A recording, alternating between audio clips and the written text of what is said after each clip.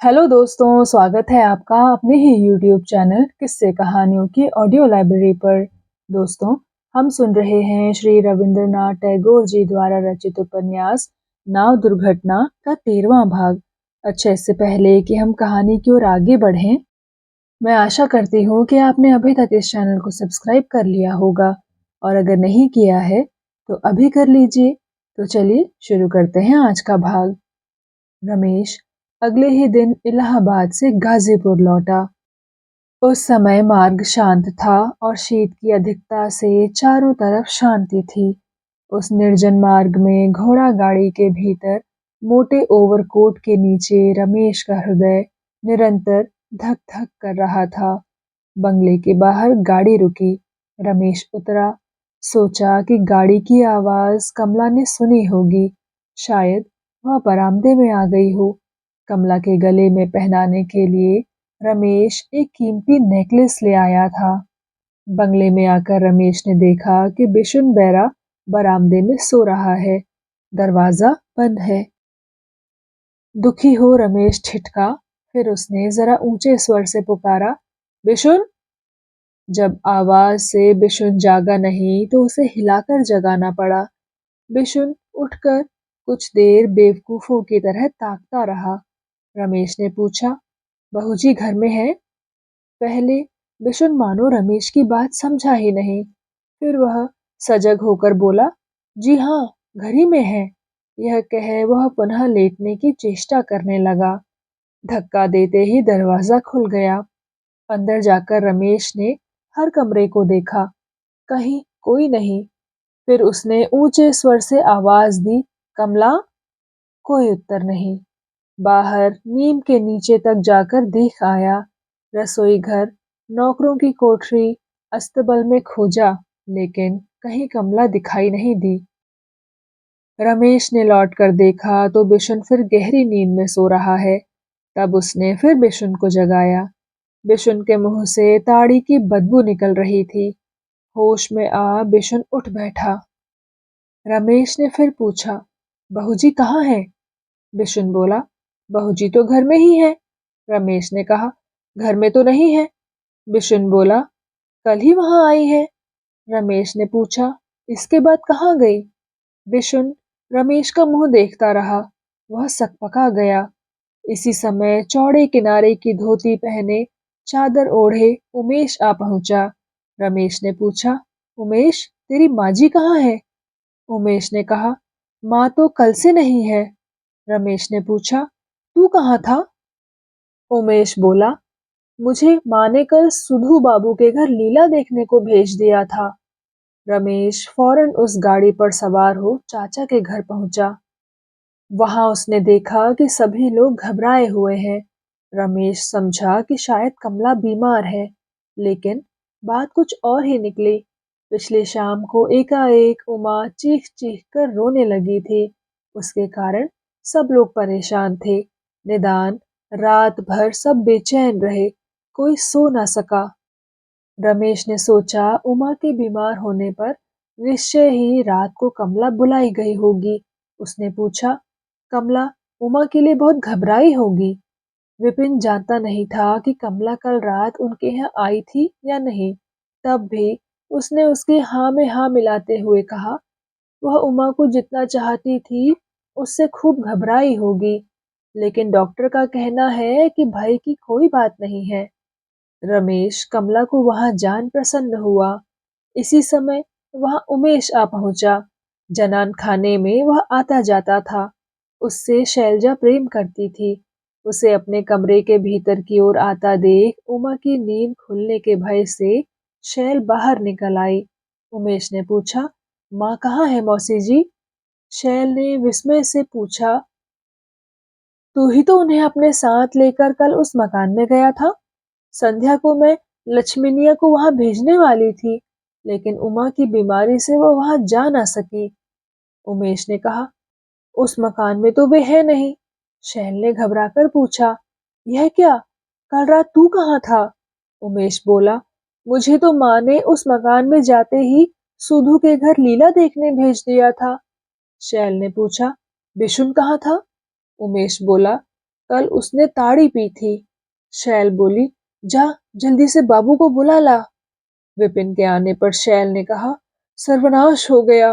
विपिन ने पूछा, क्या हुआ? शैल बोली, कमला उस बंगले में नहीं है। विपिन ने कहा, क्या कल रात वे यहाँ नहीं आई? शैल ने कहा, नहीं। उमा की बीमारी से मन में आया कि उन्हें बुलाऊं, लेकिन आदमी कहाँ था? क्या रमेश बाबू हैं? विपिन बोला, बंगले में उन्हें ना देखकर वे समझे होंगे कि कमला यहाँ आई होगी। वे तो वहीं बैठे हैं। शैल बोली, जाओ उन्हें साथ लेकर खोज करो। उमा इस समय सो रही है, वह ठीक है। विपिन और रमेश फिर उसी गाड़ी पर सवार हो बंगले में लौटे। बिशुन से पूछताछ करने पर पता चला कि कमला कल संध्या को अकेले गंगा की ओर गई थी। बिशुन ने उसके साथ जाने को कहा, लेकिन कमला उसके हाथ में 1 रुपया रखकर अकेली ही चली गई। वह बगीचे के फाटक पर बैठा रहा। उसी समय ताजा ताड़ी लिए ताड़ी वाला निकला। उसके बाद क्या हुआ, इसकी खबर बिशुन को नहीं। जिस रास्ते उसने कमला को गंगा की ओर जाते देखा, वह बता दिया। खेतों में लेकर विपिन, रमेश और उमेश कमला को ढूंढने लगे। उन्होंने चारों तरफ तेज निगाह से देखा। गंगा के किनारे आकर तीनों खड़े हो गए। बालू धूप में चमक रही थी। कहीं कोई दिखाई न दिया। उमेश जोर से चिल्लाया, माँ, माँ। उसकी प्रतिध्वनि लौट आई। कहीं कोई पता नहीं लगा। उमेश ने एकाएक एक सफेद चीज देखी। उसने उसको जाकर देखा कि पानी के किनारे एक रुमाल में बंधा चाबी का गुच्छा पड़ा है। वह क्या है? कहता हुआ रमेश भी वहां पहुंचा। उसने देखा कि चाबी का गुच्छा कमला का ही है। जहां चाबी पड़ी थी, वहीं दलदली मिट्टी थी। उस मिट्टी से गंगा के भीतर तक छोटे छोटे पैरों के निशान बने हुए थे। पानी में कुछ झिलमिला रहा था। उमेश की निगाह उस पर पड़ी। उसने जब उठाकर देखा तो वह सोने का पच्चीकारी किया हुआ एक छोटा सा ब्रोच था, जो रमेश ने उसे उपहार में दिया था। ढूंढाई से जब गंगा की ओर ही कमला का जाना तय हुआ, तब उमेश शांत रह ना सका। वह माँ माँ चिल्लाकर पानी में कूद पड़ा। वहां पानी अधिक न था। उमेश बार बार डुबकी लगाकर तट पर खोजने लगा। इससे पानी गंदला हो गया, मगर कमला का पता नहीं। रमेश हतबुद्धि हो खड़ा रहा। विपिन ने कहा, उमेश, इससे कुछ लाभ नहीं निकला। उमेश रोते रोते बोला, मैं ना निकलूंगा। मैं माँ को छोड़कर कहाँ जाऊंगा? लेकिन उमेश मछली की भांति जल में तैर सकता है। उसका पानी में आत्महत्या करना कठिन था। बहुत छटपटाने के बाद वह पानी से निकल किनारे आकर रोने लगा। विपिन ने चुपचाप खड़े रमेश को हिलाकर कहा, रमेश बाबू, घर चलिए। यहाँ खड़े रहने से क्या लाभ? पुलिस में रिपोर्ट की जाए। शैलजा के घर उस दिन रोना होता रहा। नदी में बहुत दूर तक जाल पड़े। पुलिस ने खोज की। स्टेशन पर भी खोज हुई। कमला से मिलती जुलती कोई भी लड़की रात को गाड़ी पर सवार नहीं हुई। तीसरे पहर चाचा भी आ गए। कई दिन से कमला के व्यवहार का आदि से अंत तक वृत्तांत सुन लेने पर उन्हें पक्का विश्वास हो गया कि वह अवश्य ही डूब मरी होगी। रमेश सोचने लगा कि एक दिन यही कमला गंगा से निकलकर मेरे पास आई थी, फिर उसी तरह गंगा में समा गई। यह मेरा ही भाग्य दोष है। जब सूर्य अस्त हो गया तो रमेश फिर गंगा किनारे आया। जिस जगह चाबी का गुच्छा पड़ा था, वहां खड़े हो दृष्टि से कमला के पैरों के निशान देखने लगा। उसके बाद जूते उतार कर कुछ दूर तक पानी में गया। उसने जेब से नया नेकलेस निकाल कर दूर जल में फेंक दिया। उसके बाद रमेश गाजीपुर चला गया। उसका मन टूट गया था। कमला के जाने पर रमेश को कोई काम नहीं था। उसने मन में सोचा भी कि शायद ही जीवन में वह कोई काम कर सके। हेम की उसे याद आई। उसने मन ही मन सोचा कि मेरे जीवन में जिन घटनाओं ने चोट पहुंचाई है, उससे संसार में रहना उसके लिए संभव नहीं। रमेश आवारा घूमने लगा, कहीं भी 2-1 दिन से अधिक न ठहरा। उसने काशी को देखा, वह दिल्ली गया, आगरा में ताजमहल देखने गया, अमृतसर गया, राजपूताना देखता फिरा। कहीं रमेश के शरीर और मन को विश्राम नहीं मिला। भ्रमण में थककर वह आराम के लिए घर की खोज में चल पड़ा। अंत में एक दिन वह कलकत्ता का टिकट ले गाड़ी पर सवार हो गया। कलकत्ता पहुंचने पर रमेश कोलू टोला में प्रवेश न कर सका। कोई ठिकाना नहीं कि वहां जाकर वह क्या देखे सुने। उसके मन में यही आशंका थी कि वहां कोई बहुत परिवर्तन हो गया है। एक दिन वह गली तक जाकर लौट आया। दूसरे दिन संध्या को वह जबरदस्ती उस मकान तक पहुंचा। मकान के सब खिड़की दरवाजे बंद थे। उसने सुखन बेहरा को आवाज देते हुए दरवाजे पर कई धक्के दिए। किसी ने उत्तर ना दिया। पड़ोसी चंद्रमोहन अपने दरवाजे पर बैठे तंबाकू पी रहे थे। उन्होंने कहा, कौन? रमेश बाबू, अच्छी तरह तो हो? इस मकान में इस समय कोई नहीं है। रमेश ने पूछा, वे लोग कहाँ गए हैं? चंद्रमोहन ने उत्तर दिया, वे पश्चिम गए हैं। रमेश ने पूछा, कौन कौन गया है? चंद्रमोहन ने कहा, अन्नदा बाबू और हेम गए हैं। रमेश ने कहा, उनके साथ और कोई नहीं गया? चंद्रमोहन बोला, जाते समय मुझसे भेंट हुई थी, वे दोनों ही थे। रमेश ने फिर पूछा, मैंने एक आदमी से सुना है कि नलिन बाबू नाम के सज्जन उनके साथ गए हैं। चंद्रमोहन ने कहा, यह गलत है। नलिनाक्ष आपकी कोठरी में कई दिनों रहे। इन लोगों के जाने से पहले ही वे काशी चले गए।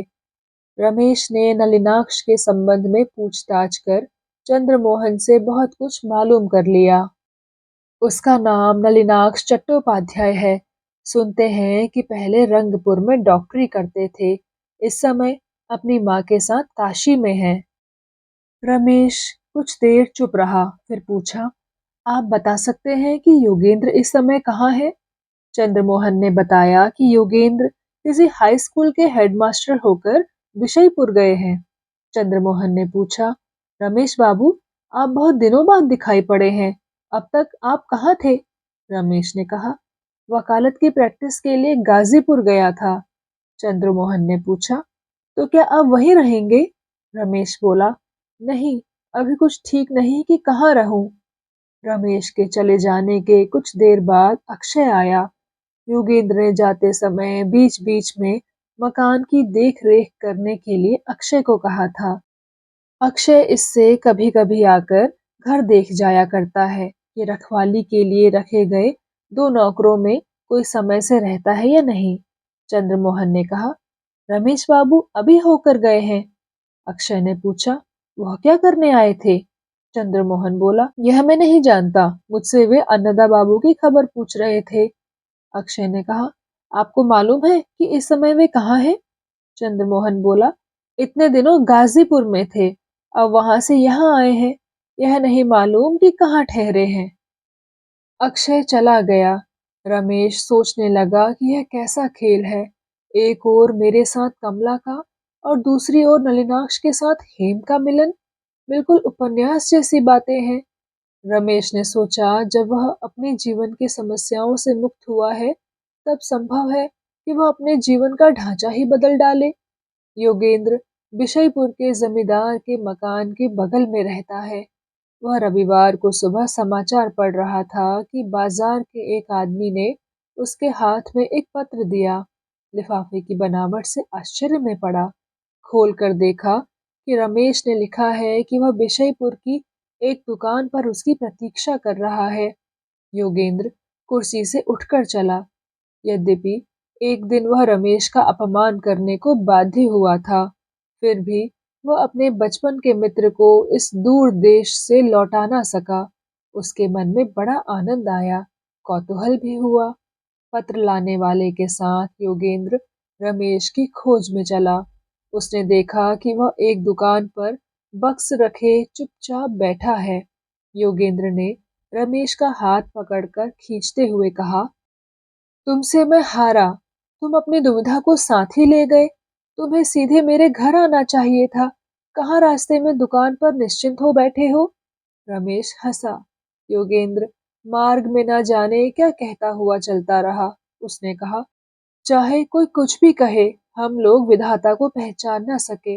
उन्होंने मुझे शहर में मनुष्य बना इतना बड़ा किया, क्या इसलिए कि मैं गांव में रहूं? रमेश ने कहा, क्या यह जगह ठीक नहीं है? योगेंद्र बोला, अर्थात? रमेश बोला, निर्जन। योगेंद्र ने कहा, इसलिए मैं अपने ही जैसे औरों को इस निर्जनता की ओर बढ़ाने के लिए नित्य व्याकुल रहता हूँ। रमेश बोला, मन की शांति के लिए तो? योगेंद्र ने कहा, ये मत कहो। कुछ दिनों से मन को शांति देते देते मेरे प्राण कष्ट में हैं। इस शांति को तोड़ने में कोई त्रुटि नहीं कि इसी बीच सेक्रेटरी से हाथापाई होने की नौबत आ गई। जमींदार को भी मैंने अपने स्वभाव का उग्र परिचय दिया। वे मुझसे समाचार के बारे में बात करना चाहते थे। मैंने उन्हें अच्छी तरह समझा दिया कि मैं उग्र स्वभाव का हूँ। फिर भी मैं जो यहाँ टिका हुआ हूँ, वह अपने गुणों से नहीं, यहाँ के जॉइंट साहब ने मुझे पसंद किया है। इसी से जमींदार छुड़ा नहीं सकता। जिस दिन गजट में देखूंगा कि जॉइंट साहब की बदली हो गई, उसी दिन समझ जाऊंगा कि मेरी हेडमास्टरी का अंत हो गया। इस बीच मेरा यहाँ एक ही मुलाकाती पैदा हुआ है, वह कुत्ता है। योगेंद्र के घर आकर रमेश कुर्सी पर बैठ गया। योगेंद्र ने कहा, नहीं, बैठो मत।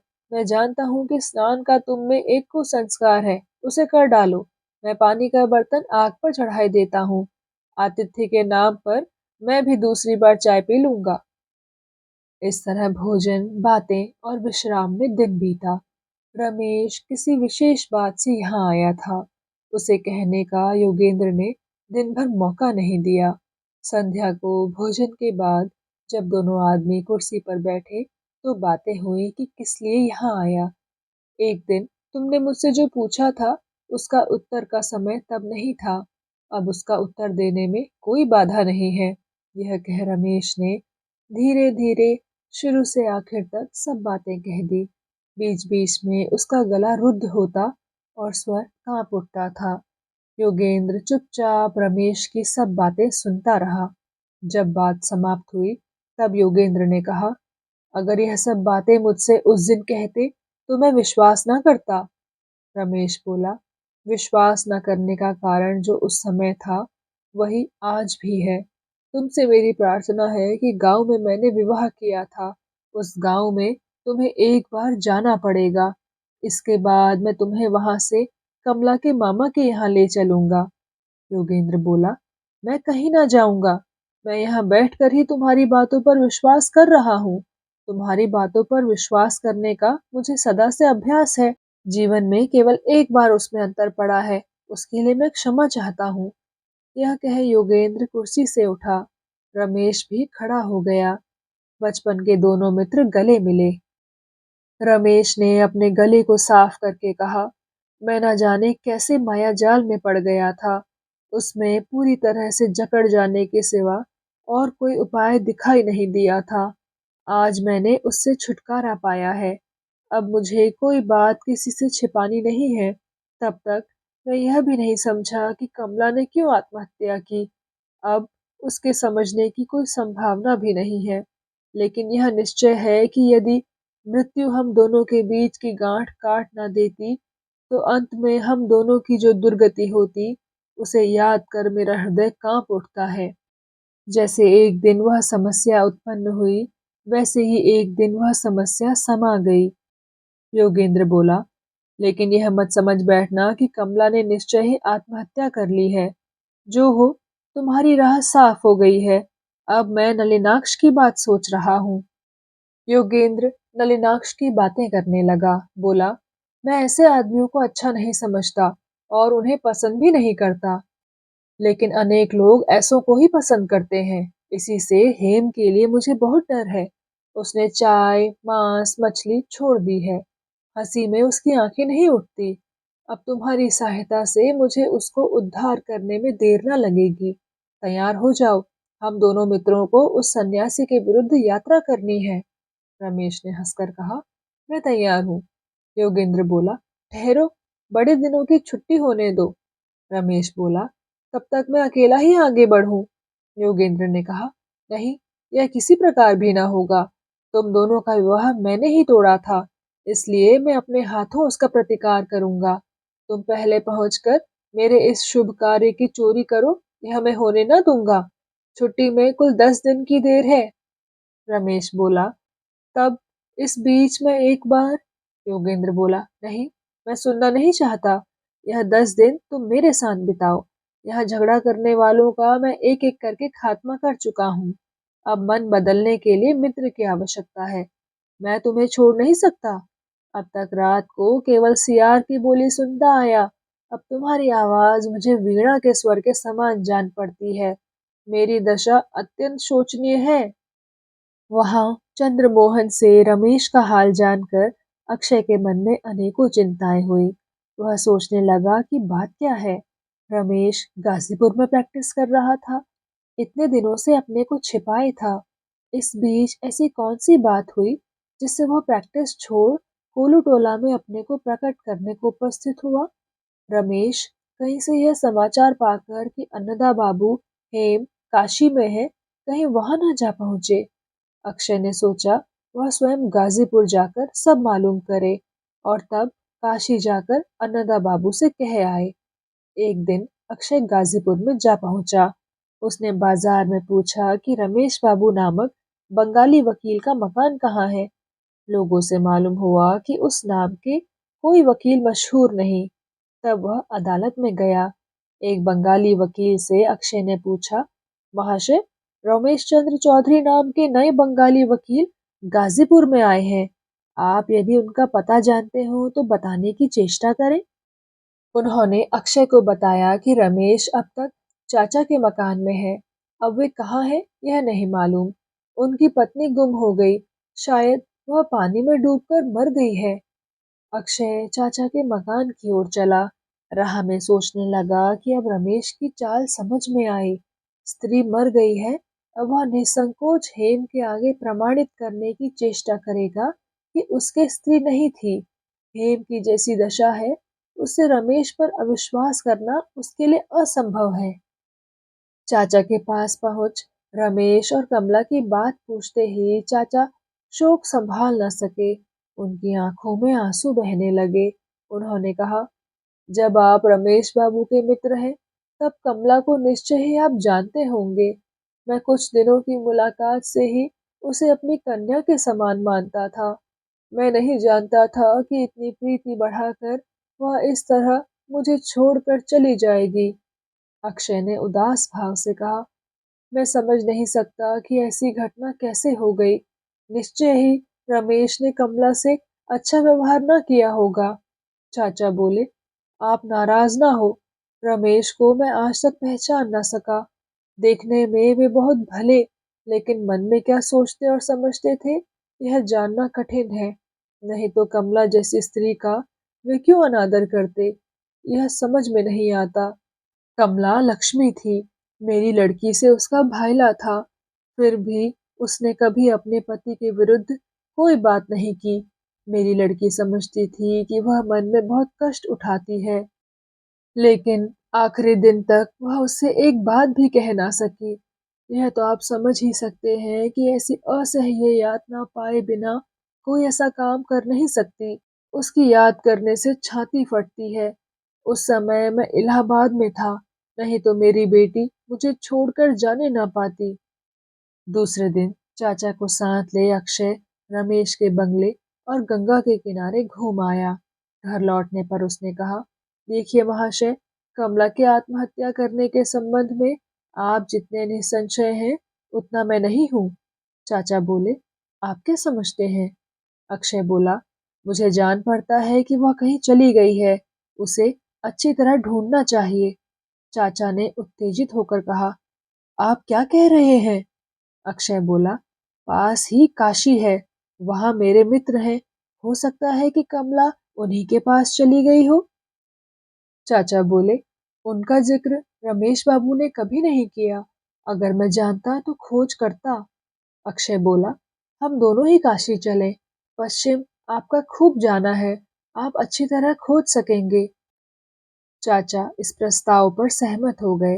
अक्षय को ज्ञात था कि हेम उसकी बात पर विश्वास न करेगी, इसलिए प्रमाण स्वरूप चाचा को लेकर वह काशी चला।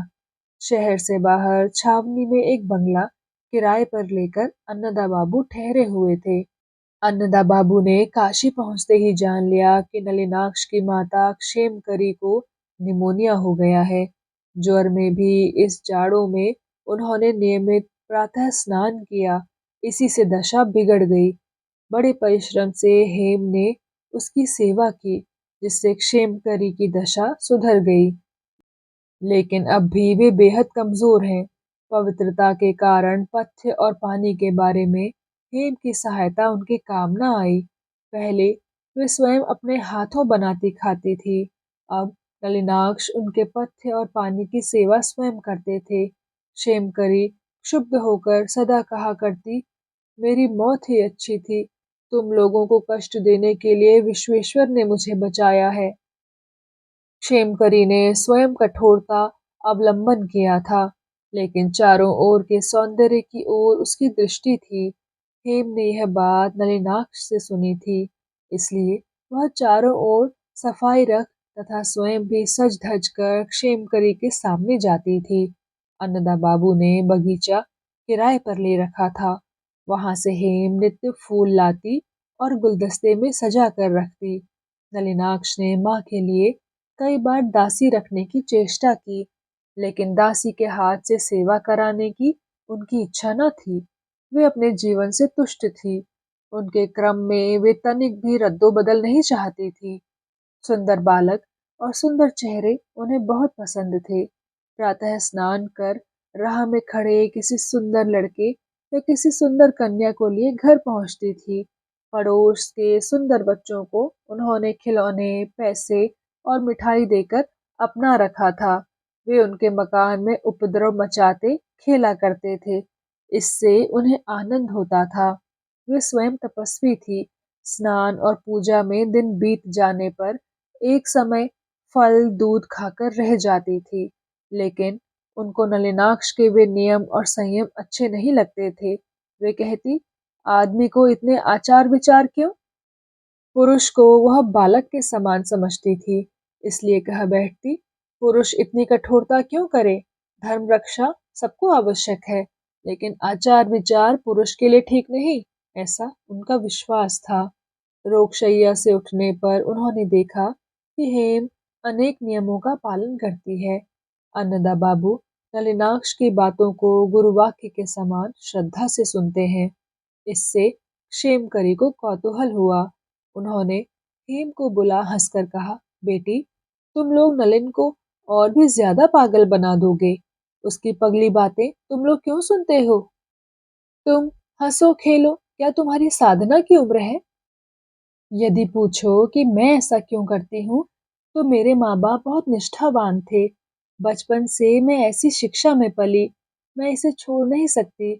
लेकिन तुम जो यह सब कर रही हो, यह जबरदस्ती कर रही हो। जिसे जो मिला है उसे चाहिए कि वह उसकी रक्षा किए चले। यह सब छोड़ो। तुम लोगों के लिए निरामिष भोजन, योग और तपस्या कैसी? और नलिन गुरु कब से बन गया? यह सब वह क्या जाने?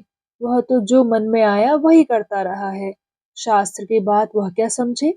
मुझे खुश रखने के लिए ही उसने यह सब शुरू किया, और मैं देखती हूँ वह पूरा सन्यासी हो रहा है। मेरी बातें सुनकर वह हंसता है, जवाब भी नहीं देता। शाम को हेम की चोटी करते हुए यह सब बातें चलती थी। हेम की बांधी चोटी क्षेमकरी को पसंद नहीं थी।